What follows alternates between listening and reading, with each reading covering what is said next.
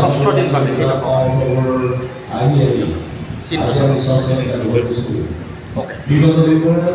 এইবেলি ৰামপুৰ অঞ্চলত ৰাস মহোৎসৱত 87তম বৰ্ষ। এই 87তম বৰ্ষত আমি 13 দিনীয়া কাৰ্যসূচীৰে উদযাপন কৰিছোঁ।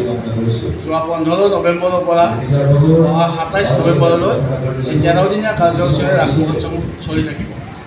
এই 13 দিনীয়া কাৰ্যসূচীত আমি বিভিন্ন অনুষ্ঠান ৰাখিছোঁ।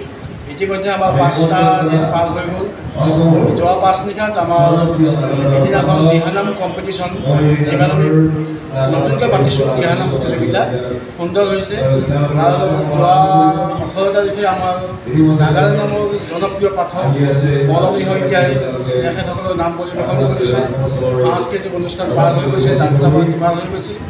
আৰু আগন্তুক দিনকেইটাতো আমাৰ যাত্ৰা অভিনয়, সাংস্কৃতিক অনুষ্ঠান, একক নৃত্য প্ৰতিযোগিতা, দলীয় নৃত্য প্ৰতিযোগিতা আৰু নিশাৰ ভাগত 27 তাৰিখৰ নিশাৰ ভাগত সাংস্কৃতিক অনুষ্ঠানত আমি বিশেষভাৱে নিমন্ত্ৰণ কৰিছোঁ জনপ্ৰিয় গায়ক আমাৰ পশ্চিমবংগৰ মৰ্মিতা মিত্ৰ। আৰু লগতে আমাৰ এইবেলি ৰাস মহোৎসৱত আমাৰ মানৱ প্ৰতিমা প্ৰদৰ্শন চলি আছে। এনেকৈ অনুষ্ঠানবিলাক ৰাখি আমি এইবেলি ৰাস মহোৎসৱত চলাই আছোঁ। এইবেলি ৰাস মহোৎসৱত আমি ৰাইজৰ যোৱা দিনকেইটিত আমি যথেষ্টখিনি ৰাইজৰ সঁহাৰি পাইছোঁ, উৎসাহ উদ্দীপনা পাইছোঁ। আমি আশা ৰাখিছোঁ আগন্তুক দিনকেইটাতো আমাক উৎসাহ উদ্দীপনা যোগাব। সম্পাদকে কোৱা কথাখিনিৰ লগত সংগতি ৰাখি মই অকণমান কথা কৈছোঁ। প্ৰথমতে মই সমূহ ৰাইজলৈ, সমগ্ৰ অসমবাসীলৈ ৰামপুৰ আঞ্চলিক ৰাস মহোৎসৱ পালন কৰা আন্তৰিক অভিনন্দন জনাইছোঁ। সম্পাদকে ক'লে আমি 13 দিনীয়াকৈ ৰাস উদযাপন কৰিব ওলাইছোঁ। 27 তাৰিখলৈ আমাৰ হ'ব।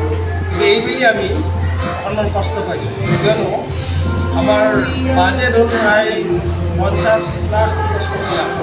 কিন্তু এইবেলি আমাৰ হাইকোৰ্টে যিটো অৰ্ডাৰ দিছিল খেলাৰ ক্ষেত্ৰত লটাৰী খেলা, সেই বস্তু আমি ৰাখি আমাৰ খেলখন বন্ধ কৰিব লগা হৈছে। তেওঁলোকৰ অৰ্ডাৰক আমি সন্মান জনাই, গতিকে সেইটো ক্ষেত্ৰত আমাৰ বাজেটৰ ক্ষেত্ৰত অকণমান দিগদাৰ হৈছে। তথাপি মানে ভগৱানক প্ৰাৰ্থী কৰি আগবাঢ়িছোঁ, কি হয় নাজানো। এতিয়া আৰু বিশেষ ক'বলগীয়া নাই। মই সমগ্ৰ ৰাইজক দূৰৰ পৰা আমাৰ অনুৰোধ জনাইছোঁ অহা দিনকেইটাত যাতে আমাৰ সুন্দৰ সহযোগিতা